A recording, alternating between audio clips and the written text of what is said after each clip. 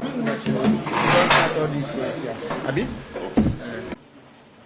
Okay, gentlemen of the press, we say had our meeting, the last meeting that preceded today. We had that particular meeting on Tuesday this week. So in that particular conversation, they offered the sum of 60,000 naira that we vehemently rejected. When we left that meeting, we informed them that we don't want to attend any other meeting without commitment from government. At any other meeting they want to call us for, there must be clear-cut commitment, of which they agreed. They invited us for a meeting again today. We deliberated on it, and we felt, okay, as patriotic Nigerians, that we should attend that meeting, thinking that they have the necessary commitments. We went to the meeting again today. To our surprise, there was really no representation from government. There was no substantive ministers in that meeting. They all had representatives without mandates, apart from the Minister of State for Labor, that is actually the conciliator. There was no representation from the federal government. There was no representation from the state government. So technically, they abandoned the meeting. So getting to the meeting, there was nobody to offer anything. So they still remain adamant on the 60,000 naira. So we're now wondering, why did they invite us for the meeting? Now, we attended this meeting as patriots, as people that love Nigeria and love Nigerians as well. But government on its own refused to do anything much more. Even a kobo was not added to the 60,000 naira that they proposed on Tuesday, that we rightfully rejected. And gentlemen, you remember very well that, gentlemen of the press, you remember very well that we issued an ultimatum 1st of May 2024 during the May Day rally on two items. Number one, the electricity tariff hike, as well as the minimum wage. For the electricity tariff hike, you remember clearly that on the 13th of May, we had a protest to NERC and to some of the discos, registering our displeasure.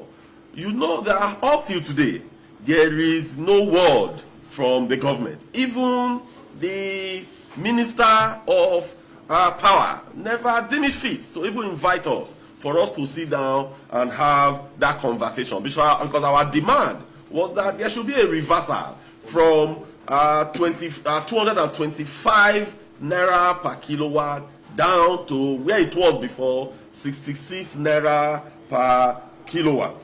So, gentlemen of the press, we are calling on government to be much more responsive to the plight of the Nigerian workers. We are calling on them that the hardship that we are currently facing is as a result of the policies that were brought about by this government that we felt were not well thought out. And also, what has fed into this that we all know is quite obvious. The removal of fuel subsidy, the flotation of naira, and the increment of electricity price hike. So, gentlemen of the press, if you could remember, we had a meeting, a National Executive Council meeting of the NLC as well as the TUC, where we were further charged that the leadership should take charge and will take all actions to call government to order at the end of the expiration of the ultimatum. Today is 31st of May. The ultimatum expires. So, gentlemen of the press, we are hereby declaring the commencement of a nationwide industrial action, a nationwide strike, effective from Monday, June 3rd, 2024. And this strike shall be indefinite. And this strike shall be on until we have a new national minimum wage, until government is serious and also the tariff increment in electricity is reversed. We are united on this. We believe that this is the way forward. We believe this is the time, as we have done over the years, to consistently stand with the working class of Nigeria, because they have been battered and they have been downtrodden the way it has been from May 29th till date. So, comrades, gentlemen of the press, that is actually our stand on this. So, by midnight on Monday, June 3rd, we shall embark on a nationwide. Sunday midnight, we shall embark on a nationwide strike, effective Sunday midnight, June 2nd, 2024. I think that's an error. Thank you so much, comrade. Thank you. We have to sit down and negotiate from where we are today. You know, it's like calling us tomorrow to say, let us continue with the negotiation. Now we negotiate from there. But not to call us to say, we are giving you 10 naira or 20 naira. You know, that would be out of, you know, the concept of negotiation. If you are called maybe tomorrow, that means that the Sunday midnight ultimatum doesn't mean agreement. So until we sign an agreement on what is mutually agreeable by the parties, action will be on. But our action is not such that we will not equally negotiate. Because the two parties are now going to negotiate under duress. We're under pressure. They will be under pressure. That's the meaning of this. So the earlier we resolve it, the better for us. So when you hear of a National Executive Council of any level center, it comprises all the states and all the unions. So that is the situation, and that's where we got this mandate. And you equally witnessed it that at the May Day, where all workers gathered nationwide, this pronouncement was made. In fact, it was a public one. So it's not like there were 2 or 3 people. You know, it's a mass-based, and this as of today, there is no minimum wage for Nigerian workers, technically, by the expiration of the act, you know, by 18th of April.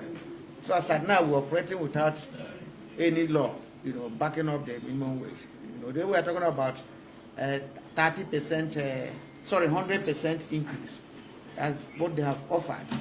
But the 100% increase amounts to 1 loaf of bread per day for 30 days. That's what it amounts. They are not looking at the quality or the value of what they are offering to us. You know, and those are the issues that we are looking at, and all of us must address, because it's tight, and there's nobody that can move on with this arrangement. And it is being done with inflation, devaluation, everything open. So if you take even the 600 we are proposing today, by next week, it will not make any impact. So we have to look at them holistically and see what we can do. Yes, and see what we can do, you know, to save the working class in Nigeria. So far. Professor, please, I want to know, is there any plan by the leadership of the organized labor to sustain engagement like that? Well, I don't know where you are drawing that inference from, because I think it's only July of Japan, you know, that had grown to the level of paying wages of workers while on strike. Looking at the global model, the COSATU, as big as they are, you know, equally. The strike you are talking of is when it enters maybe 1 month plus, and the workers will not get their wages. You now start to talk of how to subsidize them to survive. But at that level, you know, it's mostly done by unions. And it's good we understand this. NLC, TUC are being propelled by affiliates. every union, even while this action is on, takes care of its members. But what you are saying, when we get to the river, we'll cross it. We'll make sure we sustain all the people involved, to the best of our ability.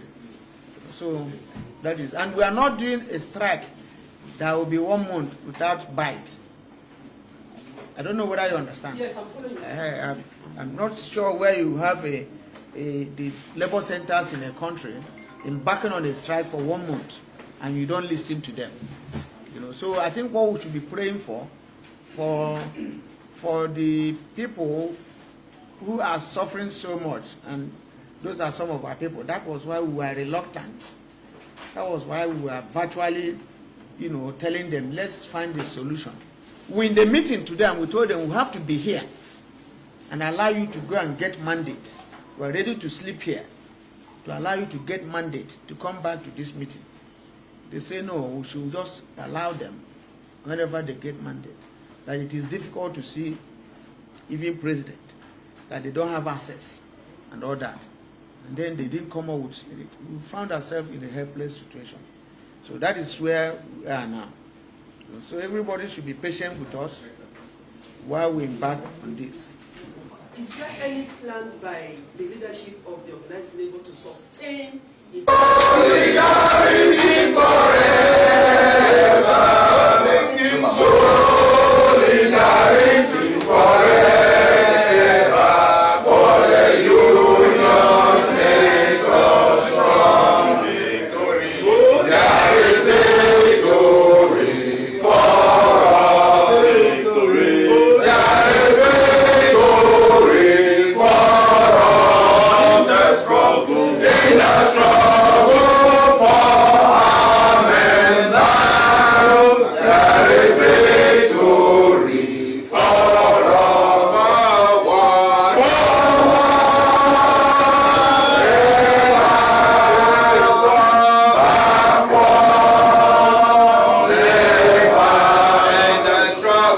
In the struggle.